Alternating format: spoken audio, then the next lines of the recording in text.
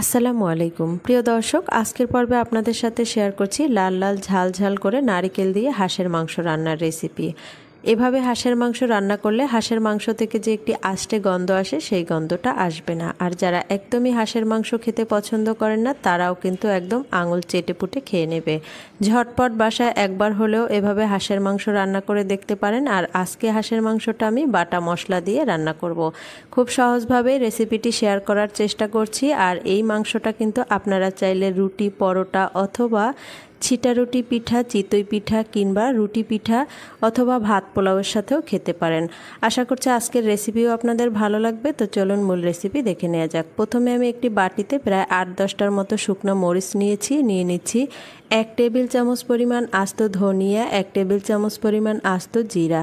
এবার আমি কিছু গরম মশলা নিয়ে নিচ্ছি কিছু দারচিনি, এলাচ, লবঙ্গ আর সাদা এবং কালো গোলমরিচ। এখন আমি এর মাঝে কিছুটা গরম পানি দিয়ে দিচ্ছি যাতে এটা আমার বেটে নিতে সুবিধা হয়। চাইলে মিক্সিং জারে নিয়েও ব্লেন্ড করে নিতে পারেন। তো এগুলোকে আমি বেটে নেব। এদিকে চুলায় প্যান বসিয়ে এর মাঝে আমি পর্যাপ্ত পরিমাণ তেল দিয়ে তেলটা কিছুটা গরম হয়ে গেলে এর মাঝে দিয়ে দিয়েছি কিছু তেজপাতা।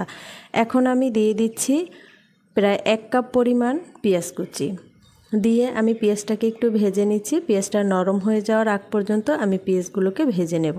চুলার আঁচ কিন্তু এ পর্যায়ে মিডিয়ামে আছে। তো পেঁয়াজগুলো কিছুটা ভেজে নেওয়ার পরে এখন এর মাঝে আমি 2 টেবিল চামচ পরিমাণ দিয়েছি আদা ও রসুন বাটা আর দিয়ে দিচ্ছি লবণ পরিমাণ মতো।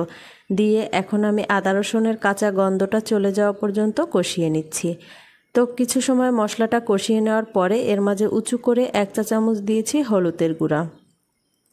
হলুদের গুঁড়া দেওয়ার পরে আমি আবারও সুন্দরভাবে এই মশলাগুলোকে কষিয়ে তারপরে এর মাঝে আমি দিয়ে দিচ্ছি যে গোটা মশলাগুলোকে আমি বেটে নিয়েছিলাম সেই মশলাগুলো।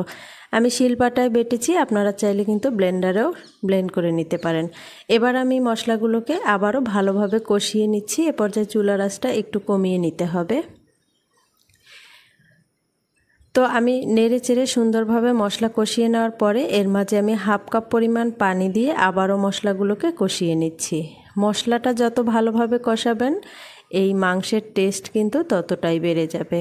তো দেখতেই পাচ্ছেন আমার মশলা কিন্তু প্রায় কষিয়ে নেওয়া হয়ে গেছে, তেলটা উপরে চলে এসেছে মশলার। এখন আমি এর মাঝে দিয়ে দিচ্ছি হাঁসের মাংস। আমি মাংসগুলোকে আগেই কিন্তু ধুয়ে একদম পরিষ্কার করে রেখেছিলাম। আর এখানে কিন্তু আমি পুরো একটা হাঁসই দিয়ে দিয়েছি। এবার আমি নেড়েচেড়ে সুন্দরভাবে মশলার সাথে মাংসটাকে মিশিয়ে নিচ্ছি। তো সুন্দরভাবে মিশিয়ে নিচ্ছি। আর এই মাংস থেকে যে পরিমাণ পানি বের হবে সেই পানি দিয়েই কিন্তু আমি এই হাঁসের মাংসটাকে কষিয়ে নেব। তো আমি নেড়েচেড়ে সুন্দরভাবে মিশিয়ে নিচ্ছি। আর চুলার আঁচ কিন্তু এ পর্যায়ে মিডিয়ামে রয়েছে। তো নেড়েচেড়ে মিশিয়ে দেওয়ার পরে এখন আমি ঢাকনা দিয়ে ঢেকে চুলার আঁচ মিডিয়াম লোয়ে রেখে আমি মাংসগুলোকে কষিয়ে নিচ্ছি। আর এই যে দেখুন হাঁসের মাংসটা থেকে কতটা পানি বের হয়েছে। আমি আবারও সুন্দরভাবে একটু নেড়ে নিচ্ছি।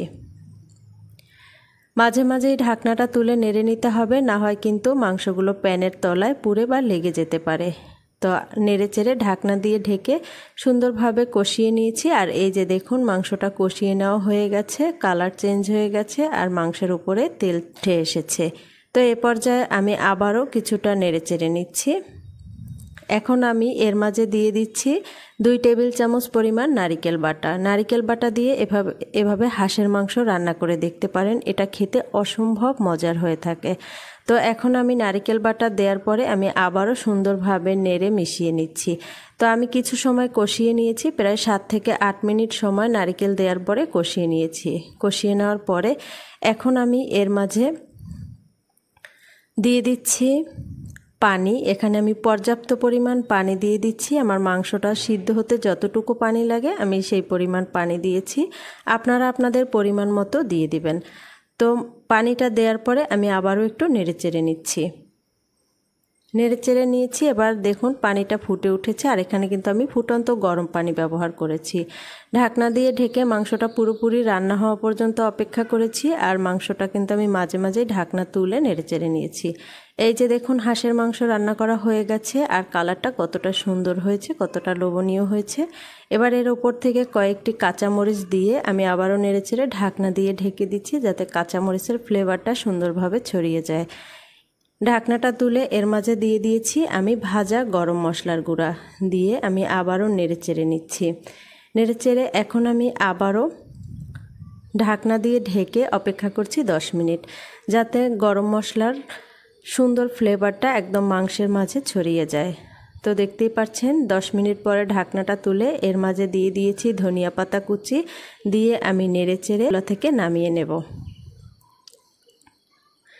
তো আমার মাংস রান্না কিন্তু হয়ে গেছে। এবার আমি চুলা থেকে নামিয়ে নিচ্ছি, আর হাঁসের মাংস ভুনাটা এভাবে কিন্তু খেতে বেশ ভালো লাগে। তো দেখুন মাশাআল্লাহ আমি পরিবেশন করে নিচ্ছি, আর এটা কতটা সুন্দর হয়েছে, কতটা লোভনীয় হয়েছে। একদম লাল লাল ঝাল ঝাল হাঁসের মাংস এভাবে একবার হলেও ভুনা করে খেয়ে দেখতে পারেন, এর টেস্ট মুখে লেগে থাকবে।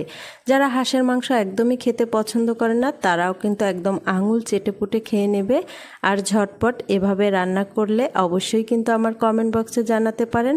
তো আমি এবার দেখিয়ে দিচ্ছি মাংসটা কতটা সফট হয়েছে এবং নরম তুলতুলে হয়েছে।